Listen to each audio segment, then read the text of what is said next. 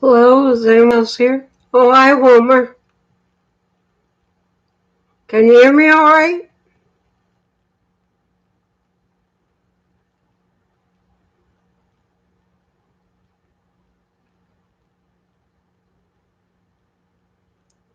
I really liked your 50th episode.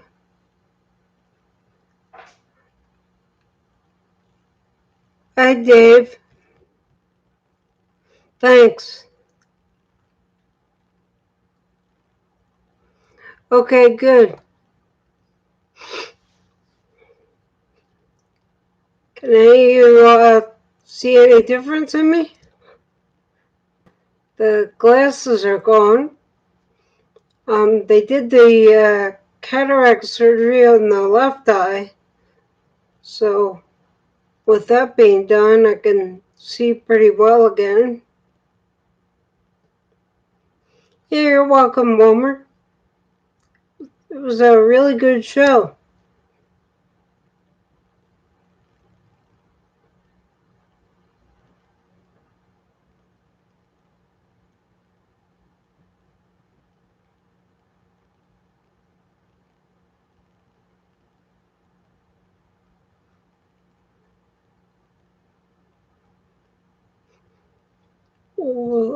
Well, I got things started around, probably around 10 or a quarter after. Hi, Sparky. How are you doing?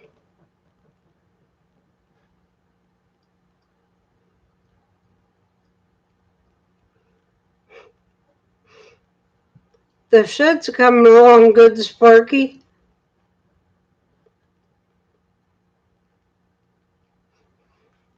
I was saying, I don't have the glasses tonight. They did the cataract surgery on my left eye, and so now I can see a lot better.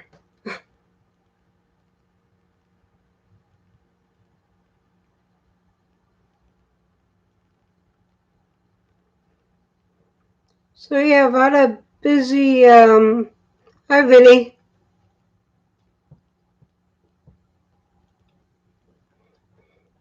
I've had a bit of a busy summer. Um, After Steamtown, at the end of June, we went to Ohio. Hi, Dave Strange. We went to Ohio and we rode the Cuyahoga Scenic Railroad. And then we went on a farm village museum little tour there that you get off the train and they take you up this historic farm and I get to go around the farm, tour the farm, saw some sheep and a couple cows and stuff like that. It was really neat. And then July 3rd, we went to Strasbourg, and July 6th, we rode the Wilmington and Western behind number 58, their 060. Um,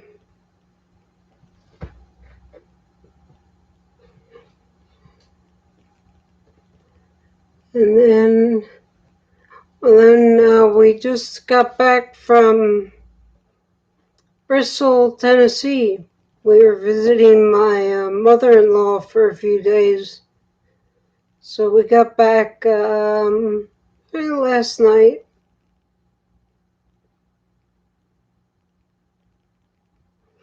What time is it here? 7:01. Hi, Rick.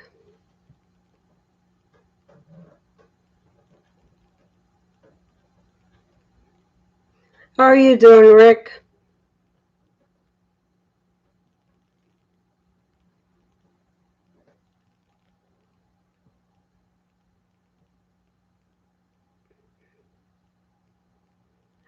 Oh, that's so fun.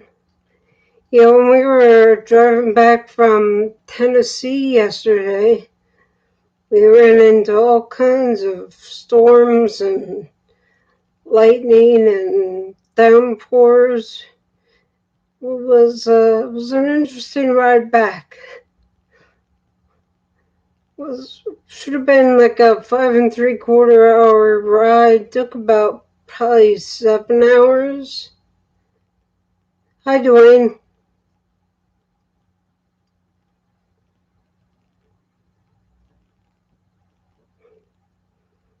Hi, John.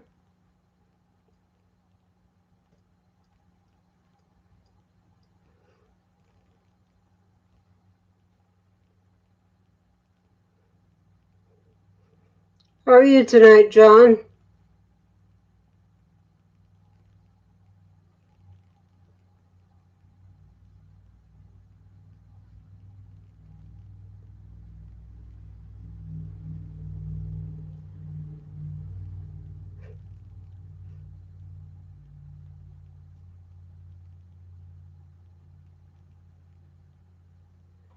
I'm doing all right, John.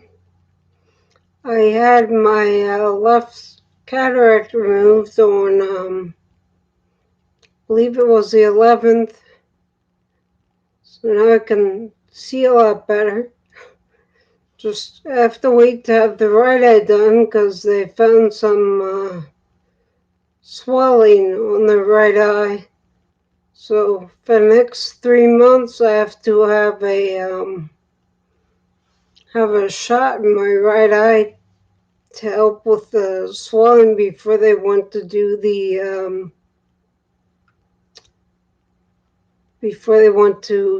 the cataract removal on the right eye. Hi, Chasco.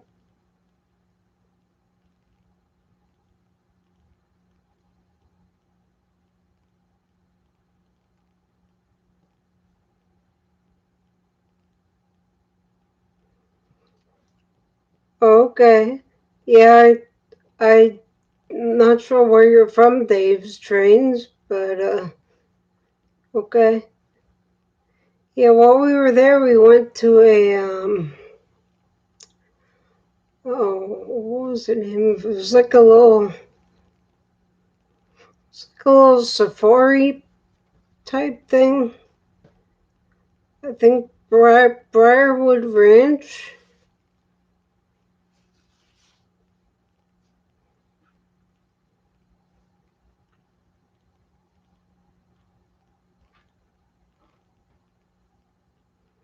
Okay, Chaska. Yeah, how'd that work out for you?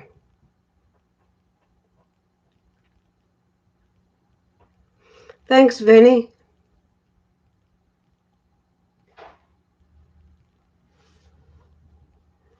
It was interesting.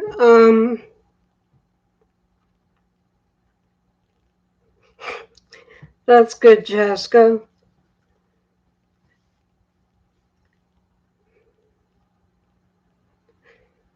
Yeah, Dave. It was interesting.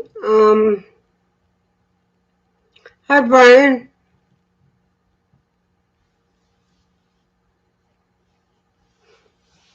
Yeah, for the longest time, everyone I talked to said, "Oh, you're too young to have your cataracts removed." But I don't know. Last time I saw the eye doctor, he said, I saw a new eye doctor from around here, and he's like, "Oh, that sounds ridiculous." He's like, "So you just set me up for the surgery, and that was that."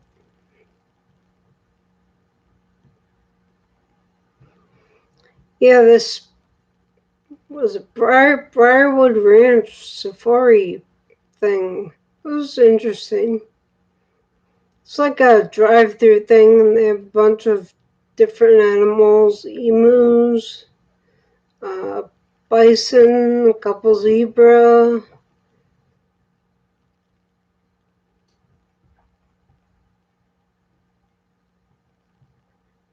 Yeah, it was a day surgery. it took about like 3 hours, but 10 minutes of that I was in the operating room. The rest of it was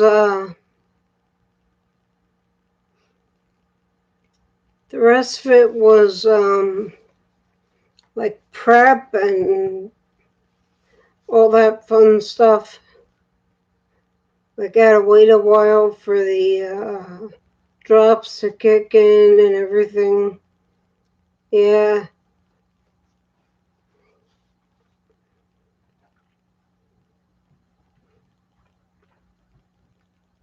It was weird while they were doing the surgery. It was like a psychedelic trip there.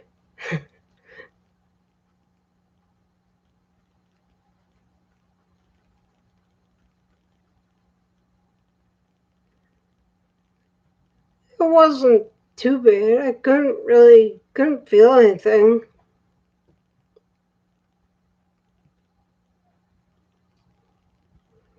Oh, okay, Dwayne.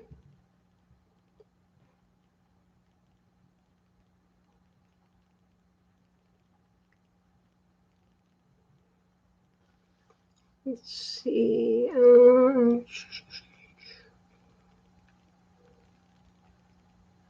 So 9 people are here so far.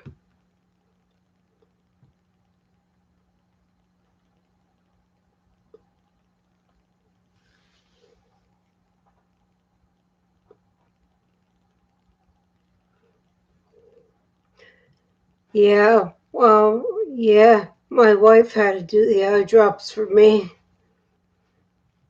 I'm off the antibiotic. I saw the surgeon today.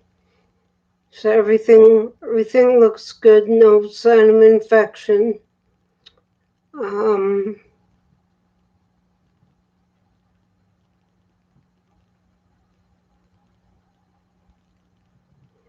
yeah, Vinny, I was awake while they did it. They just kind of put some. They put something in an IV just to like make me chill out. But yeah, I was awake the whole time.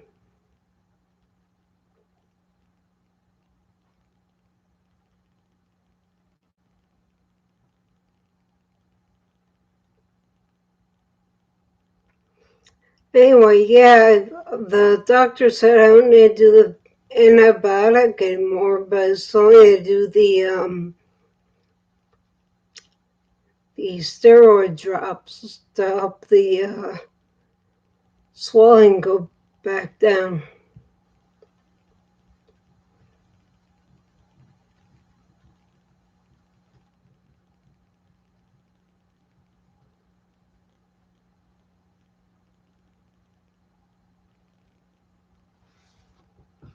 You see,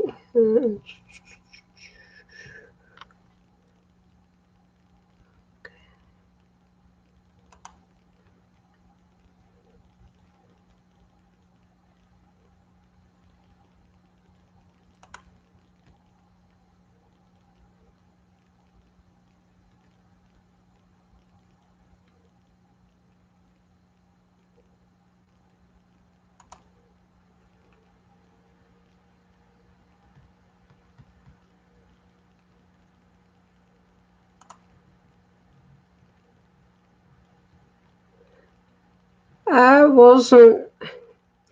Yeah, I thought so too. I was kind of freaking out before I went in for it, but it's not that bad.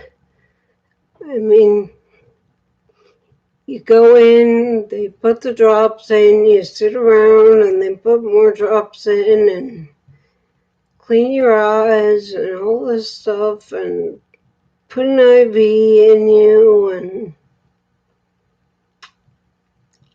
then you go in, they put like they call it a drape over your eye, and next thing you know, it's like a trip back to the 70s, and it's like psychedelic for a little while, and then it's done.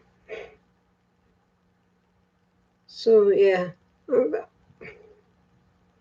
I mean, for me, it was probably better than the dentist. I absolutely hate going to the dentist. I can't stand people poking and prodding around in my mouth and my teeth. Martin, I'm not sure. Oh, well, I'm going to focus here. Here we go. I'm not sure how they did that. I guess they just put like things on your eyelids to hold them up.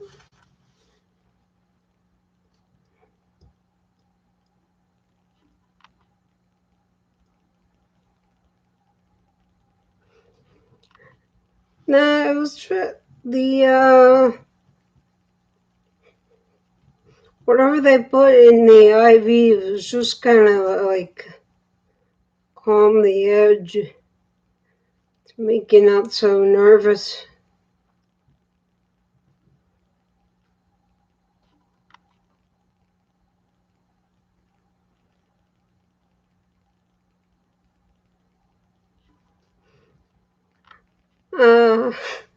Sparky, I've seen that 70s show, and I know enough about that stuff.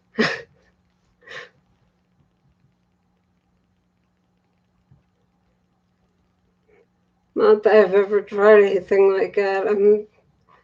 I just stick with the legal drugs. And boy, do I have enough of those to take. I probably take about 14, at least 14 a day, split up between evening and between morning and evening.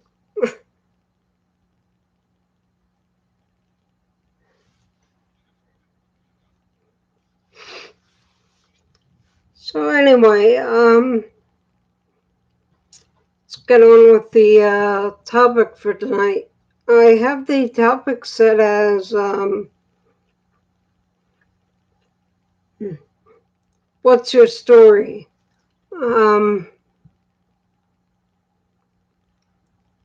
So I was thinking if everyone could tell me, how they got into trains and model railroading and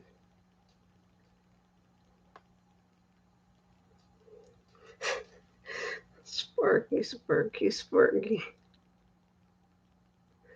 I got into trains and model railroading, and if you have a freelance railroad, what's the story behind the railroad? So let's start with how to get into trains and model railroading. I know for me it was about 4 before I was diagnosed with leukemia. 3 or 4.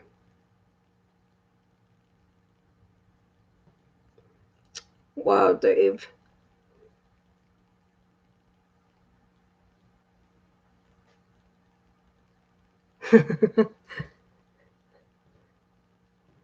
Yeah, when I was about 3 or 4, my dad got out his HO trains that he had when he was a kid, and he had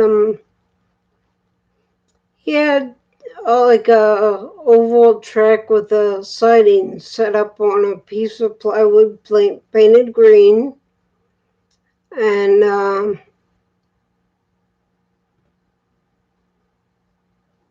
in Athern, I believe it was a SW1. It was a Penzi, and he had some HM freight cars. I think a tank car, a box car, a gondola, and a caboose. And he set them up on the floor of the kitchen, and he let me run them, and that was it. I was hooked after that.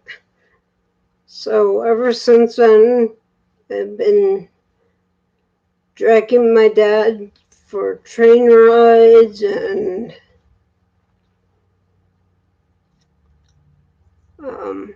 train shows and all kinds of stuff.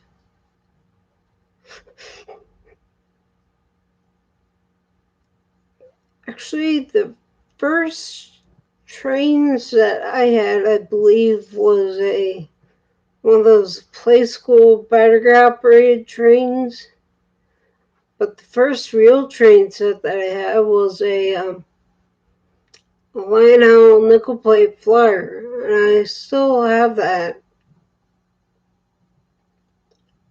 But yeah, since then I've gotten into HO and then a little bit of G scale, N scale for a little while. We had an N scale layout for a little. We had an HO. It was like a 4x8 HO with outside track and inside track, and they, came together as single track for a little while.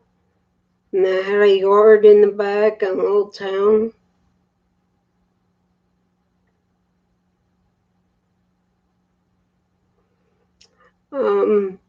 I've done ON30 for a little while. That was before Blackstone Models announced the HON3 East Broadtop hoppers.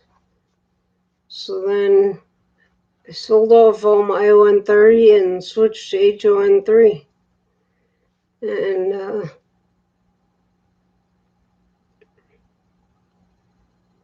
let's see.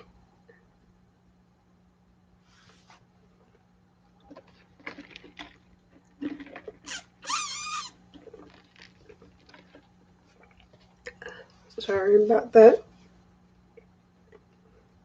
Anyway, I sold off all my ON30 and switched to HON3. I was planning on modeling the East Broadtop, which is a 3-foot gauge narrow gauge railroad. It's about half an hour from where I am now, actually. Unfortunately, it stopped running in 2011, but I've always wanted, well, for the past, at least, well, since I first visited in the 90s, late 90s, I've always wanted to model the East Broadtop. And then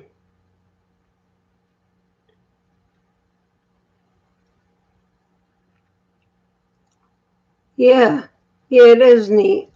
It's very unique. It's a shame that no one can get together the money to buy it and open it up again.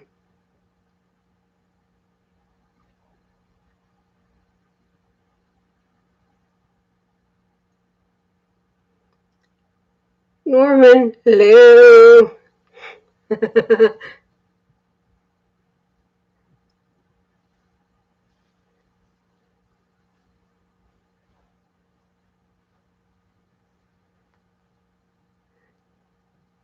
Yeah, every time you come in here, Norman, that's going to be your greeting.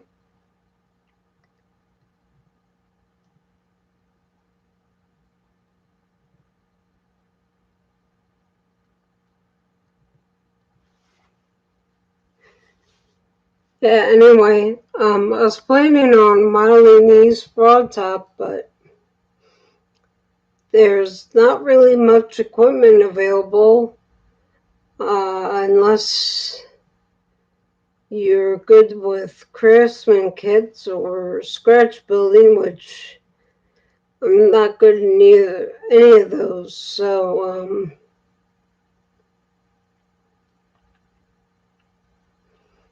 So that's why I decided to go freelance, because Blackstone. They make a lot of nice ready-run equipment. And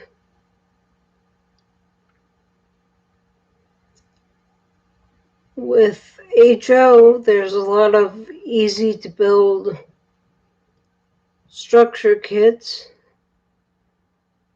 So,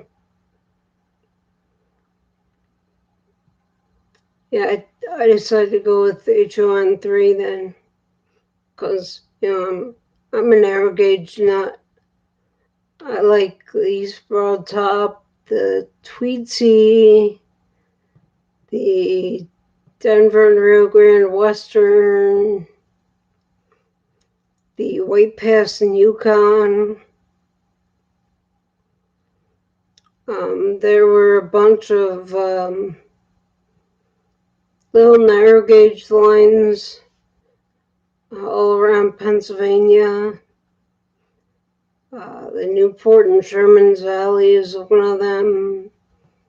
The Waynesburg and Washington. Waynesburg and Washington? Yeah, I think that's it.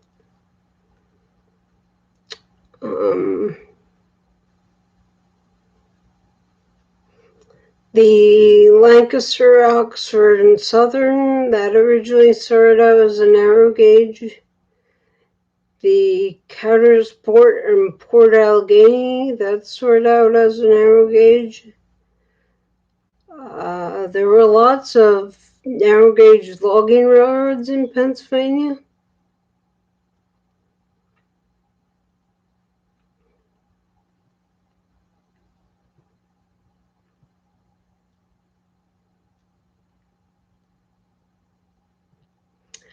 Yeah, Wilmer, I was thinking of having a logging branch on my railroad, but I don't know if I'll be able to fit it in.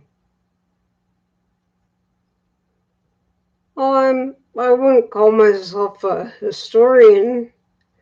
I know enough to be dangerous, but I don't know everything. I'll admit that. My one friend that works for the Rideau Northern, he is a walking railroad encyclopedia.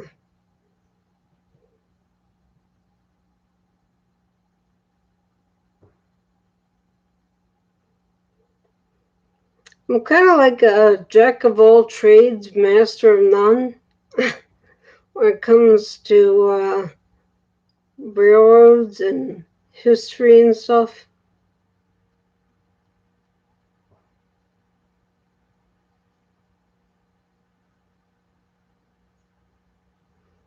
Well, I'm glad you always learn, Norman.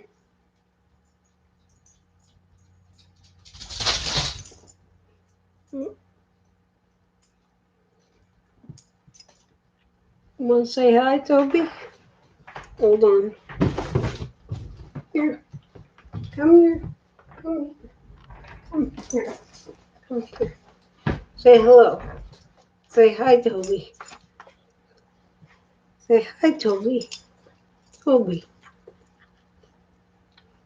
Toby. Say hi. Say hi. Say hi, buddy. This is our dog, Toby. He's 7. He's a Pomeranian and Chihuahua mix. Say hi. Say hi. Hi. Hi, Toby.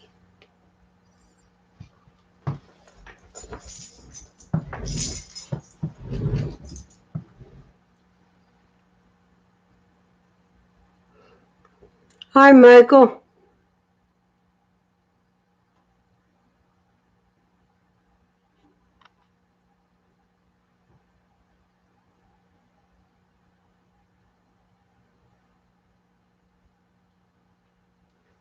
Oh, that's all right, Sparky. I saw a lot of the videos of the Hudson Mile Railroad Club.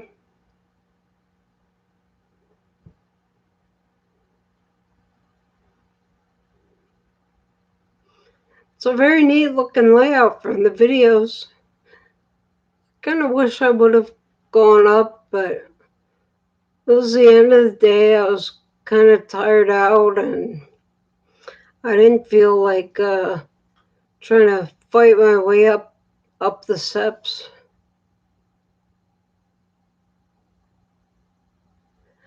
I'm doing well, Mike. Because I had the surgery the 11th.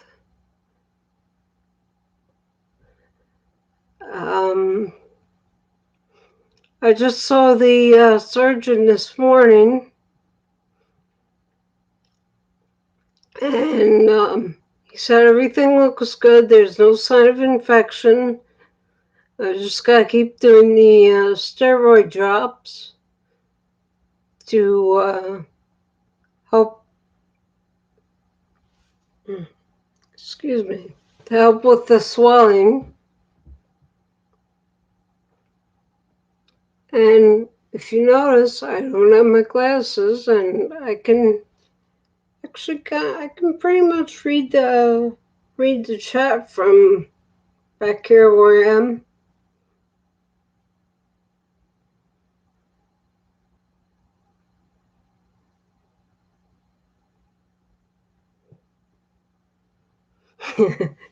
Yeah, Norman. Thanks, Mike. Yeah, they have to once a month for the next 3 months. They need to put injections in my right eye to help with the swelling. It's basically early diabetic retinopathy, so they have to inject the eye. Night, John. They have to inject my right eye to help with the swelling so that they can do the cataract surgery on the right eye.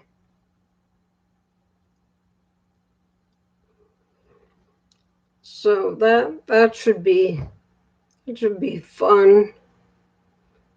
Hopefully it'll be like or not as bad as a cataract surgery. I'm kind of dreading having an injection in my eye. But yeah, they have to do that before they can do the cataract surgery on my right eye.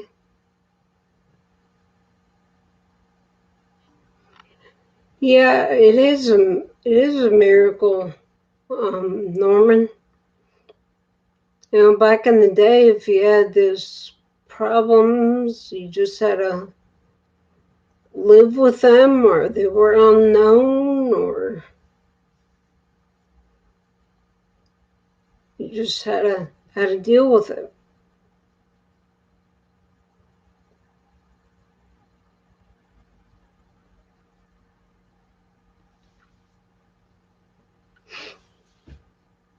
Let's see, what time is it? 7:30.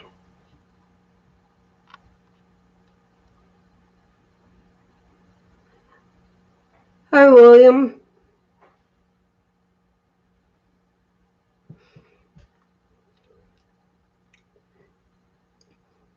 Anyway, yeah, I had a choice if I would get, because the lenses you can pick if you want to see up close or if you want to see far away for the replacement lenses.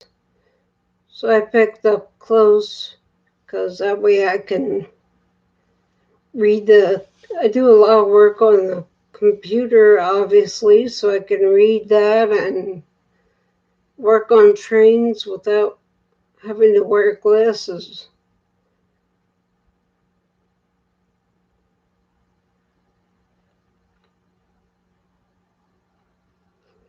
So how many of you have a freelance model railroad.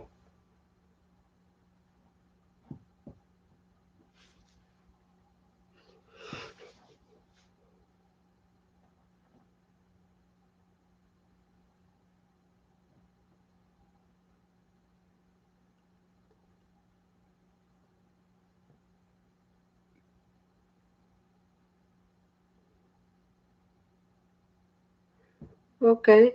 How many of you have like a little story or a history to your railroad?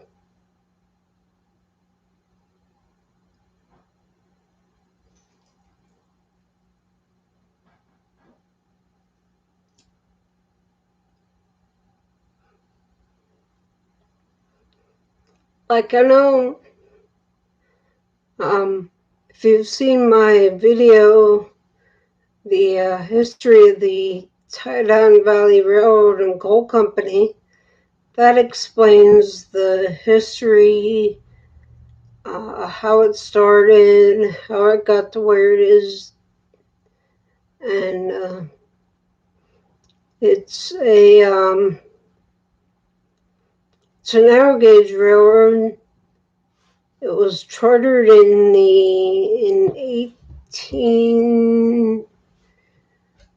It was chartered in the late 1800s, and current day is 1933 is the year that I'm modeling. It was started to haul coal and agricultural goods and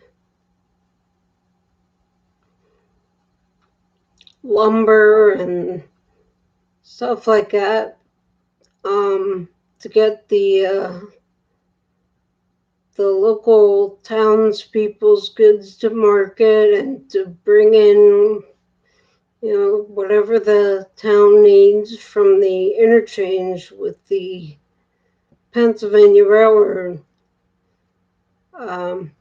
Majority of the traffic is coal. Is this sounding like a certain railroad yet? It is kind of loosely based on the East Broadtop. Like the name Tidon Valley Railroad and Coal Company, that's after the East Broadtop Railroad and Coal Company. The operations is sort of along the lines of what the East Broadtop, how they would operate, but the equipment and stuff is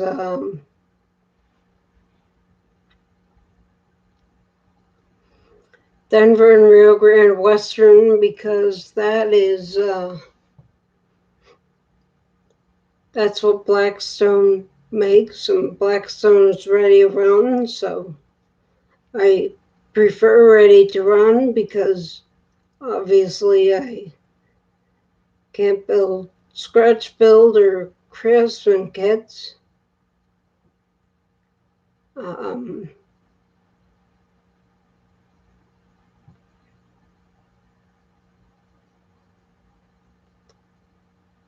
But yeah, I'm trying to kind of copy these Broadtop, but not really copy these Broadtop, if that makes any sense.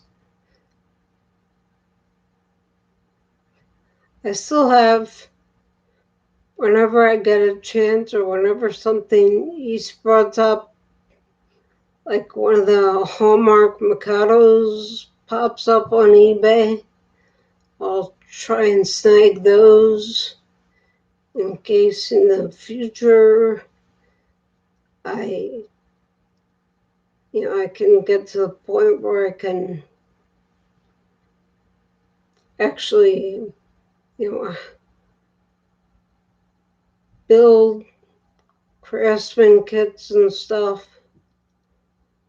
That way I can switch to these broad top.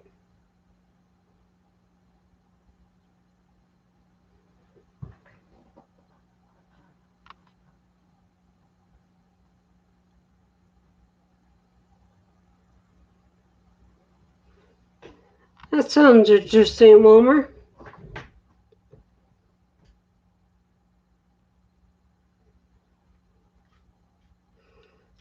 So yeah, I still hold on to the EBT Empire on the back burner. So hopefully one day I can get to the point where I can do that.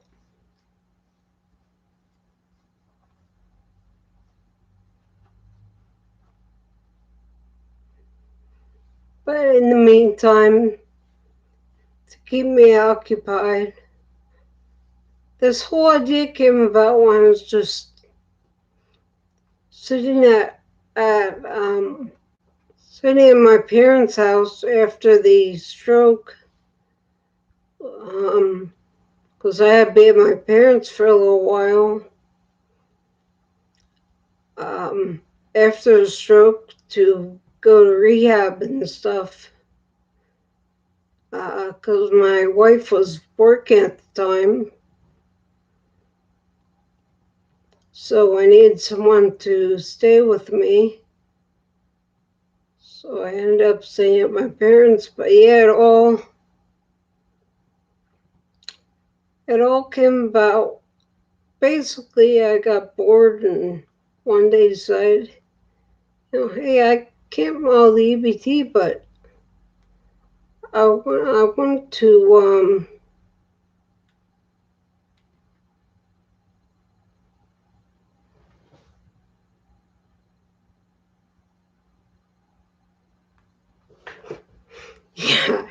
yeah, that'd be nice, Norman.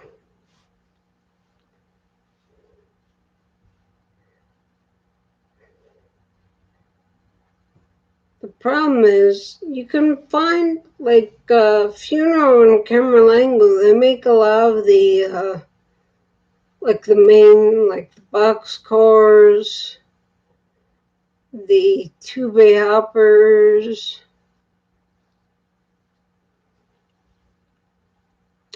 the steel flat cars, but they're all resin craftsman kits. They also the Frenzy's broad top. Thanks, Mike. The Frenzy's broad top had Funeral and Camerlengo make the passenger car kits and stuff like that. The problem is the structures. Hold on a minute.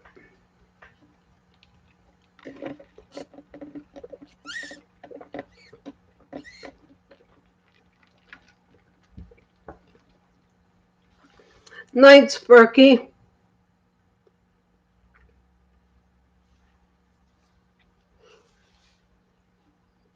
Anyway, the problem is structures.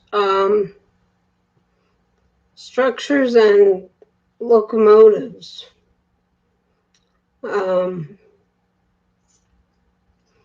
White Ground Model Works did make kits, but they were just, was like getting boxes of wood, and you had to cut everything and cut out all the windows and stuff, and that's beyond my abilities. So I've been trying to find someone that can do laser kits of the structures. I think I've found someone, but yeah, it is hard, Norman, especially with a bum left hand.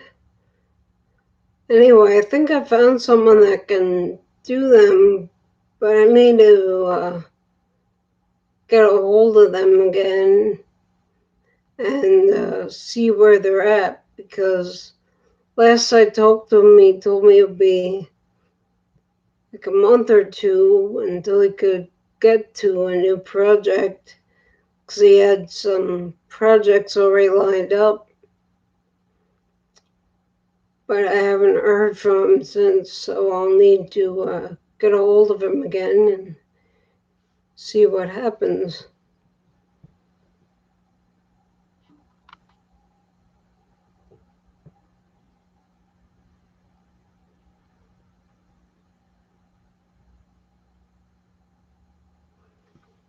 Yeah, Mike, I'll have to see.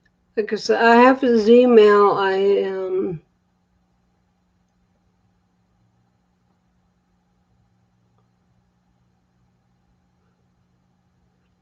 Yeah, I have his email. I'll have to send him an email or give him a call.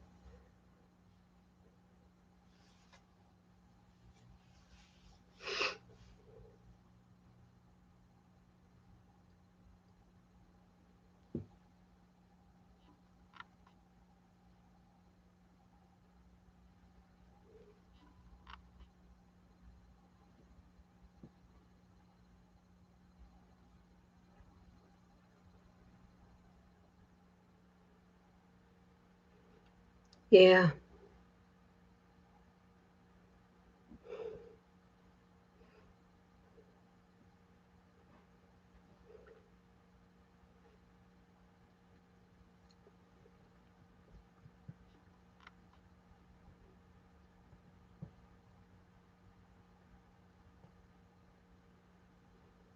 Yeah, that's a good idea, Brian. I've seen a couple videos on that.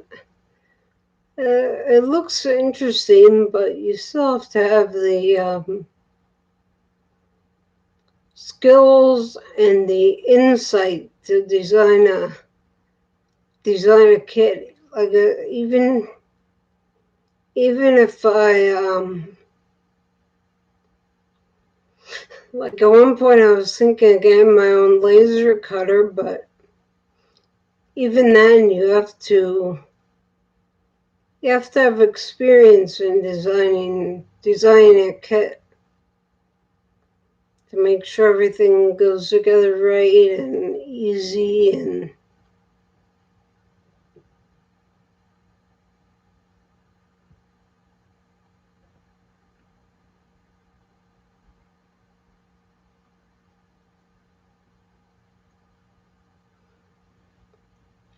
I think they're real good for thinner material, but I think maybe 20 or 40 thou styrene. But I don't know they go much thicker than that.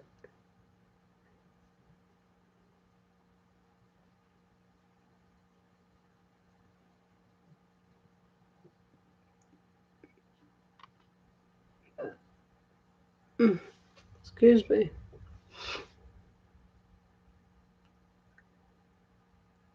Yeah, that would help, Brian. Yeah, that kind of experience would definitely help.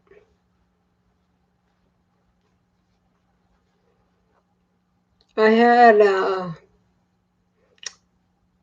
one or two CAD classes in high school, and I've done some basic drawings, but to me, to wrap your head around not only drawing but double checking to make sure everything goes together right, and it just I could do it, but I'd I'd rather not. Honestly.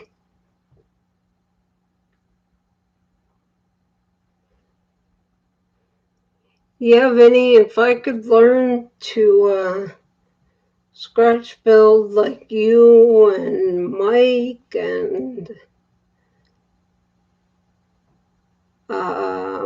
Mark Stewart. That guy, I don't know how he does it. He's just kind of blows my mind with this freight house he's building.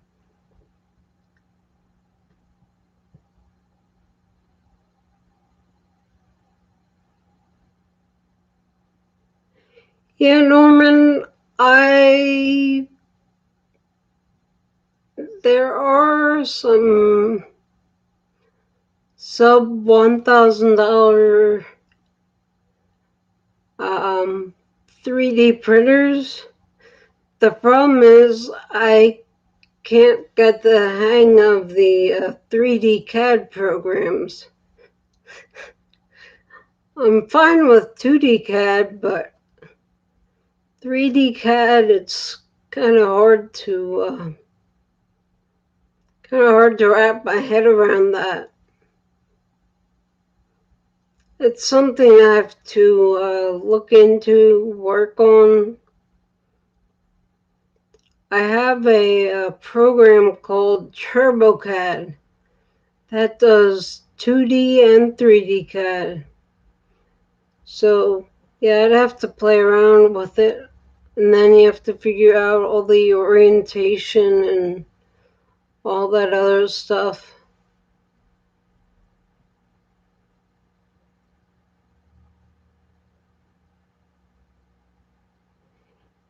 Yeah, Mark is an awesome modeler.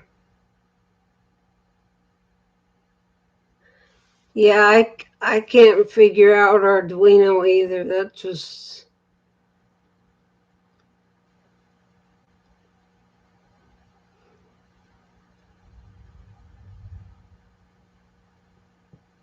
I mean,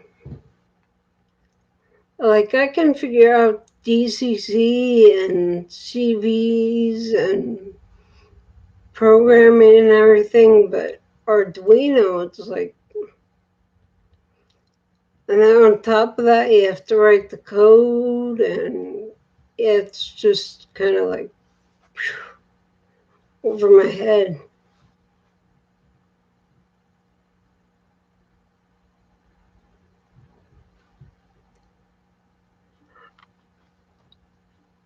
All right, guys, looks like we have about 10 minutes left. So why don't you start promoting your channels and let everyone know if you have any contests or stuff like that going on.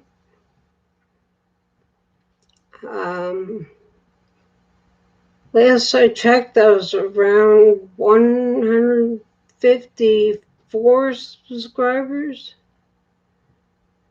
And as soon as I hit 500, I'm going to have another giveaway. Or a contest. I just haven't figured out what. So, but looks like it's a long way down the road for a little bit. So I have time to think of something.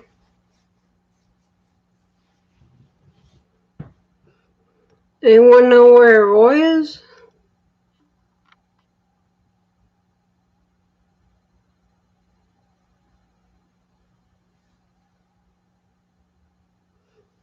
Container Man? I haven't seen him tonight. Normally he'll at least pop in.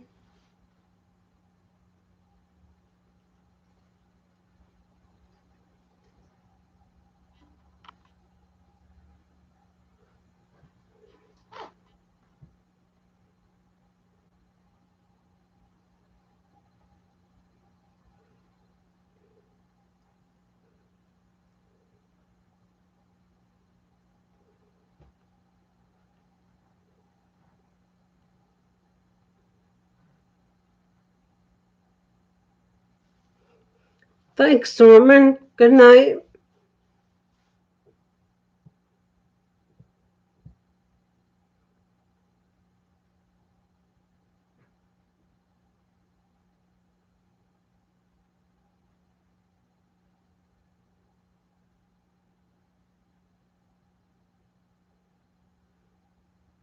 Now I lost my train of thought.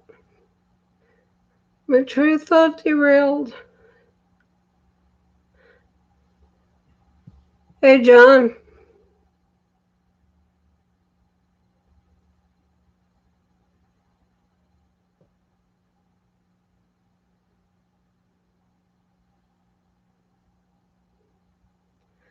How's your backdrop coming along there?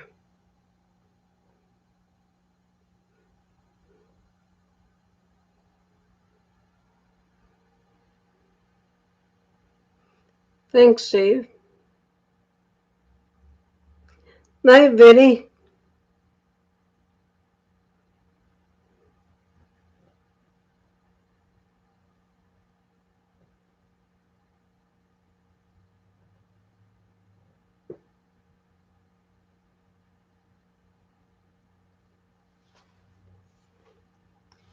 Thanks, Dave.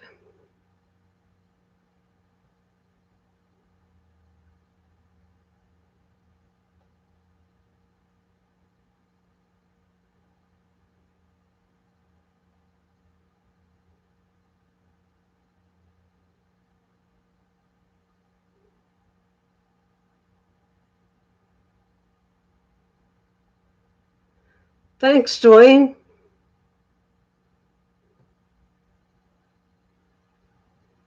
Thanks, Mike.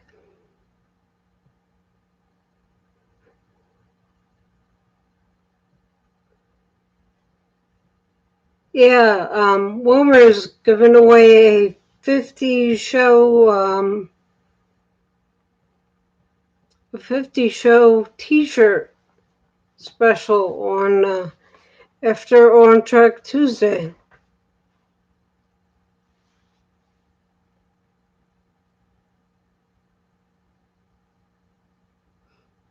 So,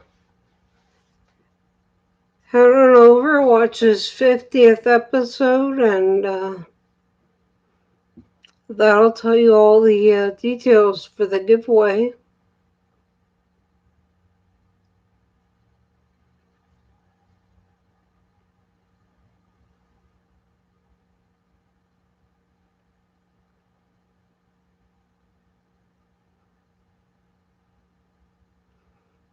Thanks, Brian. Night.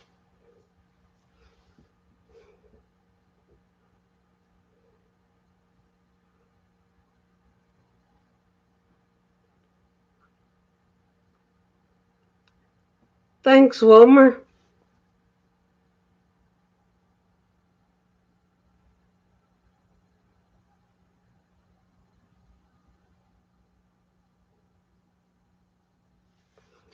Yeah, the fuzz is gone. Needs to be buzzed again.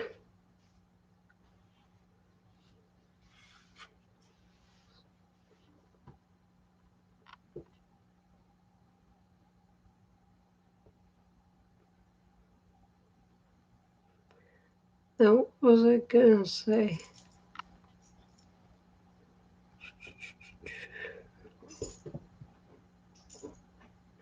Yeah, Model Wheeler, how's the backdrop coming along?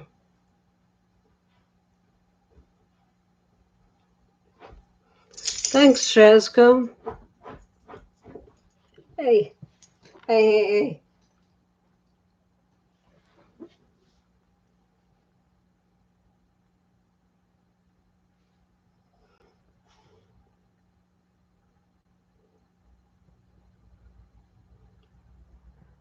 So yeah, this Friday I'm going to have part 3, the final part in the night, Chesco. Part 3 in the Trek Plane Old School Style series. That'll be the final part in that. That'll go over using the caliper to set the radius and the other final details you want to put on your track plan. So look for that. That'll be out this Friday. And then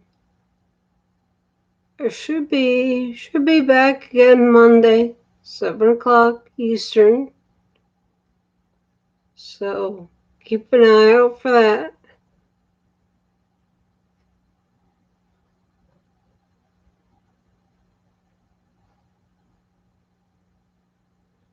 After Vinny? Oh, no. This will just be my regular Friday video. Not a live chat, Dave. It'll just be a regular weekly video. I guess I haven't put one of those out for a while since I've been running around here and there on vacation and doctor's appointments. Normally, I try and have the videos scheduled to come out Fridays at 6 in the morning, I think, 6 a.m. Eastern. So, yeah, I normally schedule them for Friday at 6 a.m.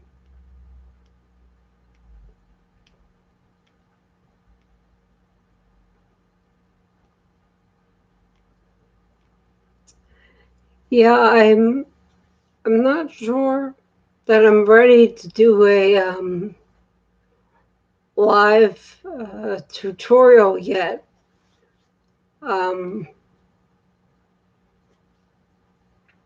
Like Vinny does and Sparky, but hopefully one day I'll get to a point where I feel comfortable doing that.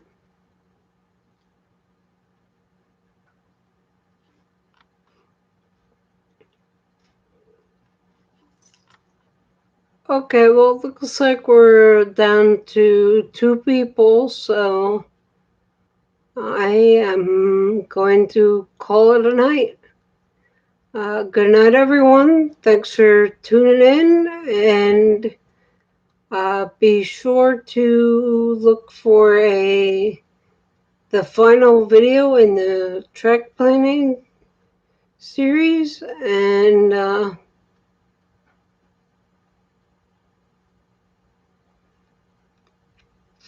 and be sure to watch next Monday. That will be the 29th at 7 p.m. Eastern.